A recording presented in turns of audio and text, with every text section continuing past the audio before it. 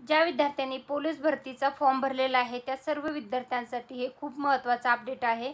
Police भरती 2022-23 साठी जी भरती प्रक्रियेची मैदानी चाचणी जी आहे तर ती जून 2024 म्हणजे 19 जून 2024 पासून सुरू झालेली आहे। बऱ्याच जिल्ह्यामध्ये पावसाची स्थिती असल्यामुळे मैदानी चाचणीच्या तारखा ज्या आहेत त्या बदलून देण्यात येत आहेत।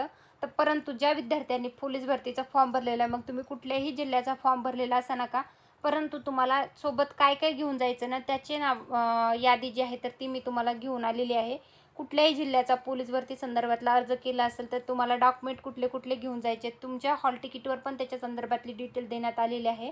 परंतु आजच्या व्हिडिओच्या माध्यमातून मी तुम्हाला ते सांगण्याचा प्रयत्न करते।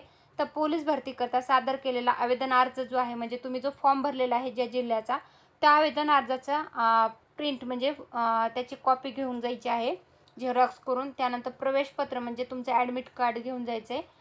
त्यानंतर आधार कार्ड अनिवार्य आहे म्हणजे कंपल्सरी आहे। ओरिजिनल आधार कार्ड घेऊन जायचे, त्याचे झेरॉक्स घेऊन जायचे। त्यानंतर चालक परवाना, पोलीस शिपाई चालक पदासाठी असेल तर चालक परवाना म्हणजे तुमचं लायसन घेऊन जायचं आहे।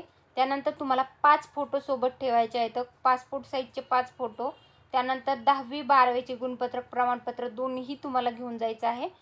त्यानंतर तुम्हाला पदवीधारक असल्याचा बाबतचा प्रमाणपत्र जे आहेत तर ते सोबत ठेवायचे। तर जन्मतारखेबाबतचे प्रमाणपत्र, जन्म दाखला, शाळा सोडल्याचा दाखला, बोनाफाईड प्रमाणपत्र हे तुमच्याकडे असणं आवश्यक आहे। त्यानंतर जात प्रमाणपत्र हे डॉक्युमेंट तुम्हाला सोबत ठेवायचे आहे। त्यानंतर हे संपूर्ण झेरॉक्स ठेवायचे। त्यानंतर नॉन क्रिमिनल प्रमाणपत्र, अनुसूचित जाती, अनुसूचित जमाती व खुल्या प्रवर्गातील उमेदवार वगळून सर्वांना नॉन क्रिमिनल कंपल्सरी आहे।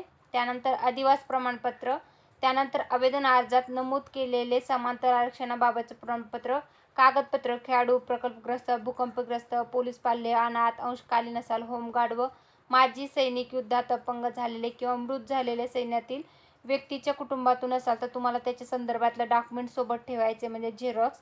त्यानंतर NCC कचे प्रमाणपत्र, त्यानंतर उमेदवार आत्महत्याग्रस्त शेतकऱ्याचा पाल्य असल्यास त्याचं प्रमाणपत्र, त्यानंतर उमेदवार शासकीय सेवेत अथवा निमशासकीय सेवेत नोकरीस असल्यास त्याबाबतचे ना हरकत प्रमाणपत्र, अशा प्रकारचे संपूर्ण डॉक्युमेंट तुम्हाला पोलीस भरती संदर्भातल्या कुठल्याही जिल्ह्याचा अर्ज तुम्ही केलेला असेल तर मैदानीला जाताना तुम्हाला हे संपूर्ण कागदपत्र तुमच्याकडे असणं आवश्यक आहे। त्याचे सर्वांचे झेरॉक्स, अटेस्टेड झेरॉक्स तुम्हाला सोबत ठेवायचे आहेत। याच्या व्यतिरिक्त तुम्हाला कुठली माहिती हवी असेल डॉक्युमेंट संदर्भातली किंवा पोलीस भरती संदर्भातली ते तुम्ही कमेंटमध्ये विचारू शकता। तर हे होतं पोलीस भरती 2022-23 जी 2024 मध्ये जून 2024 मध्ये सुरू आहे त्याच्या संदर्भातली संपूर्ण डिटेल माहिती सांगितलेली आहे। हा व्हिडिओ तुमच्या सर्व मित्रमंडळीपर्यंत, पोलीस भरती करणाऱ्या विद्यार्थ्यांपर्यंत नक्की शेअर करा। ही माहिती तुम्हाला कशी वाटली ते कमेंटमध्ये नक्की सांगा व अशाच प्रकारची माहितीपूर्ण व्हिडिओ पाहण्यासाठी चॅनल सबस्क्राईब करून ठेवा। धन्यवाद।